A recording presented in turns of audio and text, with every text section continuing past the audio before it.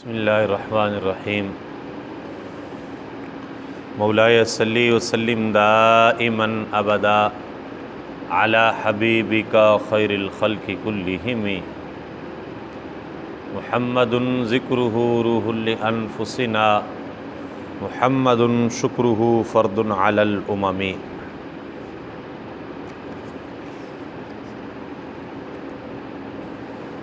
نبوت کے 10ویں سال جب شیب ابی طالب کا محاصرہ اور وہ مقاطعہ یہ ختم ہوا تو یہ نبوت کا 10واں سال تھا۔ نبی کریم صلی اللہ علیہ وآلہ وسلم کو اعلان نبوت فرمائے 10 سال گزر چکے ہیں، گو کہ آپ کی عمر مبارک 50 سال ہو چکی ہے۔ 40 سال کی مبارک عمر میں نبوت کا اعلان فرمایا اور 10 سال اعلاء کلمۃ الحق کی تبلیغ فرمائی۔ نبوت کے 10ویں سال نبی کریم صلی اللہ علیہ وآلہ وسلم کے جان نثار چچا حضرت ابو طالب کا انتقال ہو جاتا ہے، اور یہ ایک بہت بڑا صدمہ تھا۔ ایک وہ شخص جو ہر وقت نبی کریم صلی اللہ علیہ وآلہ وسلم کے ساتھ ہوتا ہے، آپ کی حفاظت کے لیے ہوتا ہے اور آپ کی خاطر ہر طرح کا خطرہ مول لے لیتے ہیں، ان کا دنیا سے چلے جانا یقیناً یہ ایک بہت بڑا صدمہ تھا۔ اور یہی نہیں، حکم خداوندی یہی تھا، مشیت و ارادہ الہی یہی تھا۔ جس سال حضرت ابو طالب کی وفات ہوتی ہے اسی سال ام المؤمنین حضرت اماں خدیجۃ الکبریٰ رضی اللہ تعالی عنہا آپ کا بھی وصال ہو جاتا ہے۔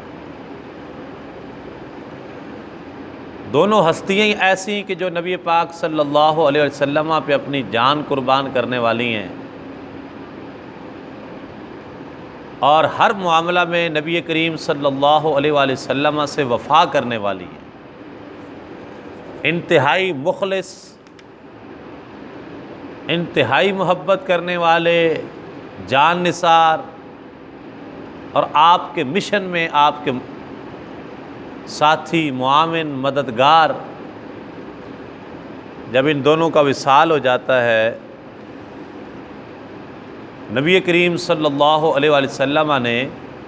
اس سال کو عام الحزن کا نام دیا کہ یہ سال میرے لیے غم کا سال ہے۔ عام الحزن کا سال قرار دیا گیا، جس سال میں حضرت ابو طالب اور ام المؤمنین حضرت اماں عائشہ صدیقہ رضی اللہ تعالی عنہا کا وصال ہوتا ہے، اماں خدیجۃ الکبریٰ رضی اللہ تعالی عنہا کا وصال ہوتا ہے۔ اس کو عام الحزن کا نام دیا گیا، غم کا سال۔ تو یہ بظاہر غم کا سال تھا، لیکن اللہ تعالیٰ نے اپنے پیارے حبیب صلی اللہ علیہ وآلہ وسلم کی غم گساری اس انداز سے فرمائی کہ اسی سال اللہ تعالیٰ نے اپنے پیارے حبیب صلی اللہ علیہ وآلہ وسلم کو معراج عطا فرمائی، اور نبی کریم صلی اللہ علیہ وسلم کو معجزہ معراج سے نوازا گیا۔ مکہ پاک کے لوگوں کا رویہ اور ان کی باتیں اور ان کا رد عمل چونکہ انتہائی مایوس کن تھا، نبی کریم صلی اللہ علیہ وآلہ وسلم نے طائف کا ارادہ فرمایا کہ وہاں پہ جا کے لوگوں کو اسلام کی دعوت دی جائے، شاید کوئی اللہ کا بندہ حق بات کو قبول کر لے، رشد و ہدایت اس کے دل میں اتر جائے، اور وہ اسلام میں داخل ہو جائے۔ لہذا نبی کریم صلی اللہ علیہ وآلہ وسلم طائف تشریف لے گئے، اور آپ کے ساتھ آپ کے منہ بولے بیٹے حضرت زید بن حارثہ رضی اللہ تعالی عنہ وہ بھی آپ کے ساتھ تھے۔ آقا کریم علیہ الصلوۃ والسلام جب طائف میں تشریف لے گئے تو وہاں پہ طائف کا مشہور قبیلہ تھا قبیلہ ثقیف۔ قبیلہ ثقیف کے 3 سردار تھے، اور یہ تینوں آپس میں بھائی تھے۔ ایک کا نام عبد یا لیل تھا، دوسرے کا نام مسعود، اور تیسرے کا نام حبیب تھا۔ تینوں سردار تھے، ان کی بات اپنے قبیلے میں مانی جاتی تھی، سنی جاتی تھی۔ نبی کریم صلی اللہ علیہ وآلہ وسلم نے ان سے ملاقات فرمائی اور ان کو اسلام کی دعوت دی، لیکن ان کا رویہ بھی انتہائی مایوس کن تھا، اور جو الفاظ انہوں نے جواباً نبی کریم صلی اللہ علیہ وآلہ وسلم کو کہے وہ انتہائی دل آزاری کرنے والے اور انتہائی پریشان کن الفاظ تھے، جو کہ میں بیان کرنے کی ہمت نہیں رکھتا۔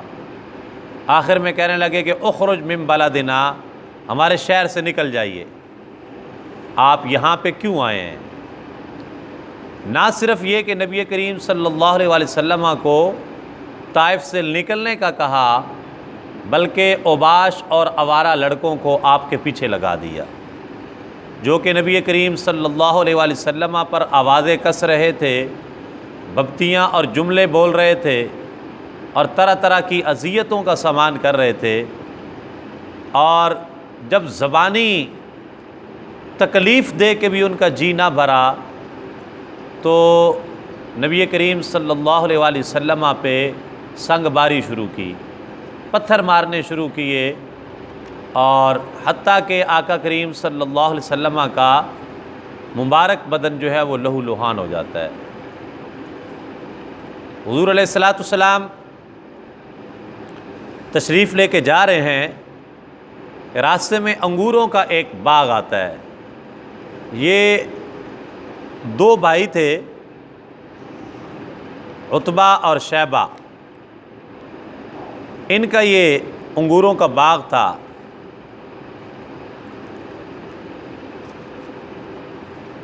آقا کریم صلی اللہ علیہ وسلم نے وہاں پہ قیام فرمایا، اس باغ میں داخل ہوئے۔ حضرت جبریل امین نبی کریم صلی اللہ علیہ وسلم کی بارگاہ میں حاضر ہوتے ہیں، اور ملک الجبال پہاڑوں کا فرشتہ وہ بھی آتا ہے۔ جبریل امین عرض کرتے ہیں یا رسول اللہ صلی اللہ علیہ وسلم، یہ ملک الجبال کھڑے ہیں۔ پہاڑوں کا فرشتہ اجازت چاہ رہا ہے کہ یا رسول اللہ اگر آپ اجازت دیں تو میں یہ طائف کے دونوں پہاڑ آپس میں ملا کے اہل طائف کا کچومر نکال دوں، ان کا قیمہ بن جائے گا اگر آپ کی اجازت ہو تو۔ اللہ اکبر، قربان جائیں نبی کریم صلی اللہ علیہ وسلم کی شان رحمت للعالمین پر۔ حضور علیہ الصلوۃ والسلام نے فرمایا میں ان کو تباہ کرنے کی اجازت نہیں دے سکتا، اگر انہوں نے کلمہ حق قبول نہیں کیا تو کیا ہوا؟ ارجو ان یخرج اللہ من اصلابہم من یعبد اللہ لا یشرک بہ شیئا، ہو سکتا ہے کہ ان کی اولاد میں سے اللہ تعالیٰ کوئی ایسا شخص پیدا کر دے جو اللہ کی عبادت کرے گا اور اللہ کے ساتھ کسی کو شریک نہیں ٹھہرائے گا۔ آپ کے ساتھ جو آپ کے غلام تھے انہوں نے عرض کی یا رسول اللہ صلی اللہ علیہ وسلم آپ ان پہ لعنت فرمائیں۔ تو حضور علیہ السلام نے فرمایا لم ابعث لعانا انما بعثت رحمہ، میرے اللہ نے مجھے لعنت کرنے والا نہیں بنا کے بھیجا، میرے اللہ نے مجھے رحمت للعالمین بنا کے بھیجا ہے۔ تو اتنے ان کے برے رویے کے باوجود نبی کریم صلی اللہ علیہ وسلم نے نہ ان کے لیے دعائے جلال فرمائی، نہ ان پہ لعنت فرمائی، بلکہ ان کے لیے ہدایت کی دعا فرمائی۔ اور کہتے ہیں کہ پھر یہ نبی پاک علیہ السلام کی مبارک دعا کا ہی اثر تھا کہ محمد بن قاسم ثقفی جو سندھ کو جنہوں نے باب الاسلام بنایا اور پھر یہاں پہ آئے 18 سال کی عمر میں جہاد کرتے ہوئے، اور بعد میں تو اس سے بھی کم 14 سال کی عمر تک بھی لکھا ہے، بہت بڑے لشکر کی قیادت کرتے ہوئے ہندوستان میں آئے اور یہاں پہ آ کے راجہ دہر اس کی اینٹ سے اینٹ بجا کے اسلام کی داغ بیلٹ یہاں پہ ڈالی، اور آج سب کانٹیننٹ کے اندر جو اسلام ہے، بر صغیر کے اندر جو اسلام ہے، ہمارے آباء و اجداد یہاں پر جو مسلمان ہوئے تو وہ محمد بن قاسم ثقفی کے یہاں پہ جہاد کی وجہ سے مسلمان ہوئے، اور یہ محمد بن قاسم ثقفی کا تعلق قبیلہ ثقیف وہ طائف والوں کے ساتھ ہی تھا، ٹھیک ہے، اہل طائف کا جو قبیلہ ثقیف تھا جنہوں نے یہ رویہ کیا تھا نبی پاک علیہ السلام کے ساتھ، انہی کی اولاد میں سے محمد بن قاسم ثقفی پیدا ہوا، جس نے جہاد کرتے ہوئے یہاں پہ آئے اور سندھ کے اندر آ کے اسلام کا پرچم سر بلند کیا۔ تو نبی کریم صلی اللہ علیہ وآلہ وسلم اس انگوروں کے باغ میں کچھ دیر کے لیے تشریف فرما ہو جاتے ہیں۔ آپ جب اس باغ میں تشریف لے گئے تو وہ اوباش جو نوجوان پیچھے لگے ہوئے تھے، انہوں نے یہ سوچا کہ اب انہوں نے باغ کے اندر پناہ لے لی ہے، لہذا وہ واپس دفع ہو گئے اپنے اپنے کام کو، اور آقا کریم علیہ الصلوۃ والسلام وہاں پر کچھ دیر آرام کرنے کے لیے وہاں پہ جلوہ فرما ہو گئے۔ اب وہ عتبہ اور شیبہ اگرچہ غیر مسلم تھے، مشرک تھے، اور نبی پاک علیہ الصلوۃ والسلام کو جانتے بھی تھے، لیکن آقا کریم علیہ الصلوۃ والسلام کا اس وقت جو اہل طائف کا جو رویہ تھا حضور علیہ السلام کے ساتھ، اور آپ کے مبارک بدن سے جو لہو بہہ رہا تھا، اس حالت کو دیکھ کے ان کے دل بھی پسیج گئے، اور ان کا غلام تھا اس وقت عداس، اس کو انگوروں کی ایک پلیٹ دے کے انہوں نے کہا کہ یہ ان کی بارگاہ میں جا کے پیش کرو۔ تو ان کا وہ غلام عداس جو تھا وہ انگوروں کی پلیٹ لے کے آیا، اور اس نے وہ انگور لا کے نبی پاک علیہ السلام کی بارگاہ میں پیش کیے کہ آپ ان کو تناول فرما لیں۔ اب یہ ان کی یہ خدمت بھی قبول ہوئی، اور وہ انگوروں کی پلیٹ لے کے آنا اور احترام کے ساتھ نبی پاک علیہ السلام کی بارگاہ میں پیش کرنا۔ نبی کریم صلی اللہ علیہ وسلم جب وہ انگور تناول فرمانے لگے تو حضور علیہ السلام نے فرمایا بسم اللہ الرحمن الرحیم، بسم اللہ شریف پڑھی۔ تو یہ بسم اللہ آقا کریم علیہ السلام نے جب پڑھی تو اب وہ عداس جو تھا وہ بڑا حیران ہوا کہ یہاں کے لوگ تو اللہ کا نام نہیں لیتے ہیں، یہ ہستی اللہ کا نام لے رہی ہے۔ تو یہ دل ہی دل میں وہ سوچ رہا ہے کہ یہ کون سی ہستی ہیں اور کیا ہو سکتا ہے کہ انہوں نے اللہ کا نام لیا ہے۔ نبی پاک علیہ الصلوۃ والسلام نے ان سے پوچھا، عداس سے پوچھا کس مذہب سے تعلق رکھتے ہو اور کس علاقے سے ہو؟ کہنے لگا جی میں عیسائی ہوں اور نینوا کا رہنے والا ہوں۔ نینوا جو ہے یہ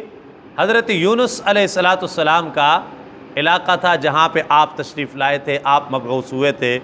کہنے لگا میں نینوا کا رہنے والا ہوں۔ نبی پاک علیہ السلام نے فرمایا اچھا تم مرد صالح یونس علیہ الصلوۃ والسلام کے شہر کے رہنے والے ہو۔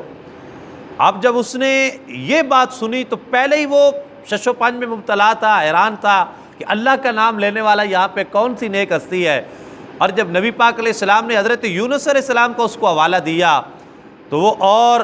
حیران ہوا، اور اس نے کہا کہ آپ یونس علیہ الصلوۃ والسلام کو کیسے جانتے ہیں جبکہ میں ان کے گاؤں سے آیا ہوں، اور ان کے گاؤں میں بھی سوائے چند لوگوں کے اور کوئی نہ ان کا تذکرہ کرتا ہے نہ ان کا نام جانتا ہے، تو آپ اتنی دور ان کو کیسے جانتے ہیں؟ تو نبی پاک علیہ السلام نے فرمایا دراصل وہ بھی اللہ کے رسول تھے اور میں بھی اللہ کا رسول ہوں، تو اس لحاظ سے ہم دونوں بھائی ہیں، اور ان کے بارے میں میرے رب نے مجھے مطلع فرمایا ہے، میرے اللہ پاک نے مجھے ان کے بارے میں بتایا، حضرت یونس علیہ السلام کے بارے میں۔ یہ سنتے ہی عداس آپ کے قدموں میں پڑ گیا، نبی کریم صلی اللہ علیہ وسلم کے پاؤں کو بوسہ دیا اور کلمہ پڑھا اشہد ان لا الہ الا اللہ واشہد ان محمد الرسول اللہ، یہ کہتا ہوا واپس چلا گیا۔ گو کہ اللہ تعالیٰ نے اس کو بھی اسلام کی توفیق عطا فرما دی۔ جب واپس گیا تو عتبہ نے پوچھا ارے تو کیوں اس شخص کے سامنے سجدہ ریز ہو رہا تھا، تجھے کیا ہوا تھا؟ تجھے بھیجا کہ جاؤ انگور دے کے آؤ، اور تم نے جا کے ان کے سامنے سجدہ کرنا شروع کر دیا، ان کے پاؤں میں پڑ گئے ان کے۔ تو اس نے کہا کہ اس وقت روئے زمین پر ان سے بہتر کوئی شخص نہیں ہے، یہ حضرت عداس نے گواہی دی کہ اس وقت روئے زمین پر ان سے بہتر کوئی شخص نہیں ہے۔ بہرحال چونکہ وہ غلام تھا اور وہ مالک تھے، آقا تھے، تو انہوں نے اس کی بات کو کوئی درخور اعتنا نہیں سمجھا، کوئی اتنی اہمیت نہیں دی اور اس قابل نہیں سمجھا کہ اس کی بات کو کنسیڈر کیا جائے۔ ہاں اتنا ضرور کہا، کہنے لگے دھیان سے رہنا، کہیں تم بھی ان کے جو ہے نا وہ باتوں میں نہ آ جانا، تیرا دین ان کے دین سے کئی درجے بہتر ہے۔ یعنی اس کو ڈیٹریکٹ کرنے کی کوشش کی، لیکن جن کو اللہ تعالیٰ ہدایت کا نور عطا فرما دیتا ہے اور جن کی آنکھیں کھل جاتی ہیں، وہ پھر کسی کے ورغلانے میں نہیں آتے ہیں۔ تو بہرحال اسی طرح حضرت دماد ازدی کا واقعہ ہے کہ یہ قبیلہ ازد سے تعلق رکھتے تھے اور یہ بھی مکہ پاک میں آئے۔ یہ زمانہ جاہلیت میں وہ دم چھو کیا کرتے تھے، کسی کو سایہ شایہ ہوتا، کوئی جن پڑ جاتے تو یہ عامل تھے، اس کے جن نکالا کرتے تھے، اس کو پھونک شوک مارا کرتے تھے۔ اب جب وہ مکہ پاک میں آئے تو لوگوں نے کہا کہ یار دماد، تم سنا ہے کہ تم بڑے ماہر ہو اور تمہارے پاس بڑے موکل ہیں اور تم بڑے لوگوں کے جن نکالتے ہو۔ تو نبی پاک علیہ السلام کے بارے میں کہنے لگے کہ معاذ اللہ، ہمارے پاس بھی ایک شخص ہیں تو ان کو سایہ ہے، سائے کی شکایت ہے، عجیب و غریب باتیں کرتے ہیں، تو تم ذرا ان کو دیکھو اور ان کا جو ہے وہ کوئی ان کا سایہ اتار دو اور کو دم شم کرو ان کو۔ نبی پاک علیہ السلام کے پاس لیا۔ اب وہ دماد ازدی نبی کریم صلی اللہ علیہ وسلم کی خدمت میں آتا ہے اور آ کے کہتا ہے جی میں آسیب کا دم کرتا ہوں، مجھے پتہ چلا ہے کہ آپ کو آسیب ہے، تو اگر آپ کہیں تو میں آپ کو دم کر دیتا ہوں، آپ کا جو سایہ ہے آسیب ہے وہ چلا جائے گا۔ اب جیسی اس کو بریفنگ دی گئی تھی، جو باتیں اس کو کہی گئی تھیں، جو اس کو بتایا گیا تھا، اسی طرح ہی وہ باتیں کر رہا ہے۔ نبی پاک علیہ السلام نے اس کی تمام باتیں سنی اور ان کا کوئی جواب ارشاد نہیں فرمایا۔ جب وہ اپنی بات مکمل کر چکا تو نبی کریم صلی اللہ علیہ وآلہ وسلم نے چند کلمات اپنی مبارک زبان سے ادا فرمائے۔ حضور علیہ السلام نے فرمایا الحمدللہ نحمدہ ونستعینہ ونستغفرہ ونؤمن بہ ونتوکل علیہ۔ اب جب آقا کریم علیہ السلام نے یہ الفاظ پڑھے تو حضرت دماد ازدی جو تھے وہ ان پر ایک سار طاری ہو گیا، کہنے لگے واللہ ایسے الفاظ نہ کسی سایہ والے کے ہو سکتے ہیں، نہ کسی جادوگر کے ہو سکتے ہیں، نہ کسی ساحر کے ہو سکتے ہیں، نہ کسی کاہن کے ہو سکتے ہیں۔ میں نے سب کے الفاظ سنے ہیں، سب کی باتیں سنی ہیں، سب کو میں نے پڑھا ہے، لیکن ایسے پر اثر اور ایسے شیریں الفاظ اور ایسی تاثیر والے الفاظ یہ کسی جھوٹے شخص کے نہیں ہو سکتے۔ اور اس کے بعد کہنے لگے یا رسول اللہ صلی اللہ علیہ وسلم ہاتھ یدک ابایعک علی الاسلام، آپ اپنا ہاتھ مبارک دیجئے، میں آپ کے ہاتھ پہ کلمہ پڑھ کے مسلمان ہونا چاہتا ہوں۔ اور کلمہ پڑھا اور مسلمان ہو گئے۔ جو لوگ یعنی کہ وہ ہٹ دھرم طبیعت کے نہیں تھے اور جنہوں نے بالکل کہہ لیں کہ ایک طرفداری کیے بغیر کسی قسم کی، انہوں نے جب دل کی آنکھوں سے دیکھا تو پھر انہوں نے حق کو لازمی قبول کیا ہے۔ تو یہ نبی کریم صلی اللہ علیہ وآلہ وسلم کا ایک مختصر سفر طائف، آقا کریم علیہ السلام کا، اور پھر اس میں جتنے اس میں مشکل حالات آئے ہیں آقا کریم علیہ السلام کے، وہ سارے ہم نے بیان کیے۔ اب اس کے بعد اگلا جو سلسلہ ہے وہ شروع ہوتا ہے نبی کریم صلی اللہ علیہ وآلہ وسلم کے بارگاہ میں چند انصار کے حج کے موقع پر، قبیلہ اوس اور خزرج، مدینہ پاک کے یہ مشہور قبیلے تھے، قبیلہ خزرج کے کچھ لوگ آئے اور انہوں نے نبی کریم صلی اللہ علیہ وسلم کو دیکھا، آپ کی باتیں سنی، تو اللہ تعالیٰ نے ان کو توفیق عطا فرمائی حق کی اور وہ کلمہ پڑھ کے مسلمان ہو گئے۔ یہ 6 افراد تھے جنہوں نے اسلام قبول کیا، اور اسلام قبول کرنے کے بعد وہ واپس گئے مدینہ پاک میں، اور وہاں پر جا کر انہوں نے تبلیغ کرنا شروع کی، لوگوں کو بتایا اور آقا کریم علیہ السلام کی شخصیت کا تعارف کروایا، آپ کے دین کے بارے میں بتایا، اور ان کی دعوت سے لوگ مسلمان ہونا شروع ہوئے۔ اور اگلے سال جب یہ لوگ نبی کریم صلی اللہ علیہ وسلم کی بارگاہ میں حاضر ہوئے تو ان کی تعداد 12 تھی، یعنی پورا سال محنت کی، اور پورا سال کی محنت سے صرف 6 لوگوں نے اسلام قبول کیا۔ 6 بندوں نے محنت کی اور 6 بندوں کی محنت سے 6 بندوں نے اسلام قبول کیا پورے سال کے اندر۔ اور اگلے سال جب نبی پاک علیہ السلام کی بارگاہ میں حاضر ہوئے تو انہوں نے وہ جو 6 تھے انہوں نے آ کے آقا کریم علیہ السلام کے ہاتھ پر بیعت کی اور یہ 12 لوگ جو ہیں یہ مسلمان ہو گئے۔ حضرات ذی وقار، یہاں پر میں یہ عرض کرنا چاہوں گا کہ دیکھیں تبلیغ اسلام کی خاطر نبی کریم صلی اللہ علیہ وسلم نے کتنی استقامت کا مظاہرہ فرمایا، اور آپ کے بعد صحابہ کرام علیہم رضوان نے کس استقامت کا مظاہرہ فرمایا۔ دیکھیں سال کے اندر 6 بندوں کا اسلام قبول کروانا اور 6 بندوں کی محنت سے، اس میں ہمارے لیے بڑا سبق ہے۔ انہوں نے تو 6 بندوں کو اسلام قبول کیا تھا، کروایا تھا نا، کیا ہم سال کے اندر 6 مسلمانوں کو نمازی بنا پائے؟ کیا ہم سال کے اندر 6 مسلمانوں کو سنت رسول کا پابند بنا پائے؟ کیا ہم سال کے اندر 6 بندوں کو ایسا مسلمان بنا پائے کہ جو بالکل اسلام پہ چلنے والا اور اسلام کی محبت اس کے دل میں مکمل طور پہ جاں گزیں ہو چکی ہو؟ یہ سارے واقعات بیان کرنے کا مقصد میں نے کل بھی عرض کیا تھا کہ ہمیں اپنی اس زندگی میں سے کچھ وقت اس دین کے لیے ضرور نکالنا چاہیے جس دین کی خاطر نبی پاک علیہ السلام نے اتنی تکالیف اٹھائی ہیں۔ یہ واقعات بیان کرنے کا مقصد صرف لطف لینا اور مزہ لینا نہیں ہے کہ جی سنا اور بیان کیا اور بڑا بیان کرنے کا بڑا مزہ آیا، لوگ بڑی محبت سے سن رہے تھے، سننے کا بڑا مزہ آیا، علامہ صاحب بڑے اچھا بیان کر رہے تھے۔ فقط اتنا یہ سننے سنانا نہیں ہے، بلکہ مقصد یہ ہے کہ نبی کریم صلی اللہ علیہ وآلہ وسلم نے اس دین کی خاطر کتنی مشقتیں اور صعوبتیں برداشت فرمائیں، لیکن کلمہ حق کی تبلیغ سے کوئی چیز نبی پاک علیہ السلام کو روک نہیں سکی ہے۔ تو ہمیں اپنی اس زندگی میں سے، اپنے روز کے 24 گھنٹوں میں سے کچھ وقت دین کے لیے ضرور نکالنا چاہیے، جس میں ہم اپنی بھی اصلاح کریں اور اپنے ساتھ ساتھ جو لوگ ہمارے قرب و جوار میں ہیں، وہ ہماری اولاد ہے، سب سے پہلے اپنے گھر سے شروع کریں، اپنی اولاد کی تربیت کریں، ان کو نبی پاک علیہ السلام کی مبارک سیرت بتائیں، ان کو نماز کا پابند بنائیں، ان کا لائف سٹائل جو ہے وہ اسلام کے مطابق بنائیں، اپنے گھر کا ماحول اسلام کے مطابق بنائیں، اور اسلام ان کو بتائیں، ان ڈیٹیل بتائیں، تفصیل کے ساتھ بتائیں، تاکہ وہ اس چیز سے آگاہ ہوں۔ مسلمانوں کے گھر پیدا ہو جانے سے بندہ کامل مسلمان نہیں بن جاتا۔ ہم یہ سمجھتے ہیں کہ ہمارے لیے اتنا کافی ہے کہ ہم مسلمانوں کے گھر پیدا ہوئے ہیں تو بس یہ کافی ہے، ہم مسلمان ہیں، ہمارا نام محمد عمر ہے، محمد سلیم ہے، ٹھیک ہے جی، احمد ہے، حامد ہے، محمود ہے، یہ ہمارا نام ہے مسلمانوں والا، ابو کا نام بھی مسلمانوں والا ہے، تو